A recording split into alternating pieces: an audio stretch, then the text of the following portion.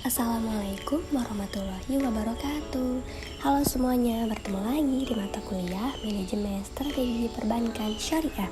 Pada pertemuan kali ini, kita akan membahas mengenai peran kepemimpinan dan budaya kerja dalam manajemen strategi bersama kami, kelompok Sakura yang beranggotakan Hilda Nurmaitila, Siti Nurmalidah, Siti Mardiah Nur, Rusmaini, Devi Alvina Putri, Ayu Latifah Anggraini, dan Anissa Aulia.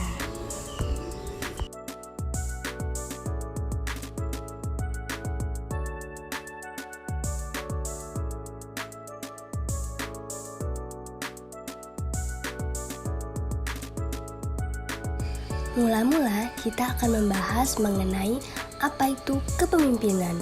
Kepemimpinan adalah seperangkat perilaku yang diharapkan bisa dilakukan oleh seseorang yang sesuai kedudukannya sebagai seorang pemimpin. Kepemimpinan merupakan subsistem dari manajemen, di mana pemimpin memiliki peran vital dalam menggerakkan bawahannya. Kunci utama dalam kepemimpinan adalah pengaruh atau influence untuk mencapai tujuan tertentu. Pemimpin juga harus bisa membangun sebuah hubungan pribadi dengan pengikutnya berdasarkan rasa kepercayaan, harapan, dan rasa peduli. Ada beberapa tipe dalam gaya kepemimpinan. Yang pertama ialah demokratis. Pemimpin ini dapat menghargai pendapat bawahan dan juga memberikan arahan kerja yang proporsional. Kedua, ada otoriter. Ialah pemimpin yang mengambil keputusan tanpa pertimbangan dari banyak orang, menekankan sifat disiplin. Ketiga, ada karismatik. Pemimpin yang karismatik itu menarik dan menginspirasi bawahan dengan komunikasinya yang baik. Keempat, ada militeristik. Tipe ini sangat mementingkan disiplin yang tinggi. Bawahan yang tidak disiplin pasti akan mendapatkan teguran. Selanjutnya, yang kelima ialah paternalistik. Tipe ini memperlakukan bawahannya seperti pemula, selalu diajarkan, dipandu, dan dikontrol. Yang terakhir ada laissez-faire. Dalam tipe ini, sang pemimpin biasanya menunjukkan sebuah perilaku yang pasif dan juga seringkali menghindar dari tanggung jawab. Selanjutnya ada fungsi dan peran pemimpin. Fungsi pemimpin itu untuk sebuah perencanaan, pengorganisasian, pengarahan, dan pengendalian. Dan peran utama pemimpin itu mengkomunikasikan visi, misi, pengambilan keputusan, pengorganisasian, mengukur kinerja, dan mengelola konflik-konflik yang terjadi di perusahaan. Ada beberapa sikap yang harus dimiliki oleh pemimpin. Yang pertama ialah visioner. Visioner itu memiliki pemikiran jangka panjang dan juga bisa melihat potensi peluang di masa mendatang. Lalu ada decision maker, yaitu bisa menyelesaikan dan berani memutuskan suatu permasalahan ataupun mendapatkan jalan keluar dengan cepat. Dan ada komunikator, yaitu bisa berkomunikasi dengan baik pada banyak orang, entah pada junior ataupun senior, serta dapat menempatkan diri sesuai dengan tempat dan situasinya. Selanjutnya, ada strategi membangun budaya kerja yang mendorong keberhasilan suatu bisnis. Budaya kerja mencerminkan nilai-nilai, norma, dan perilaku yang mendefinisikan lingkungan kerja suatu organisasi.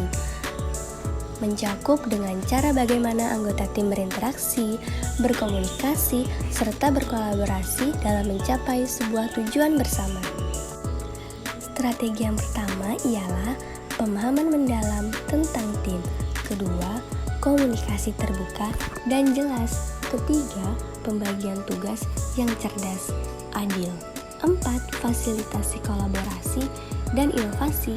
Kelima atau yang terakhir, ada peningkatan keterlibatan dan kesejahteraan karyawan. Selanjutnya ada Good Corporate Governance atau biasa disingkat GCG.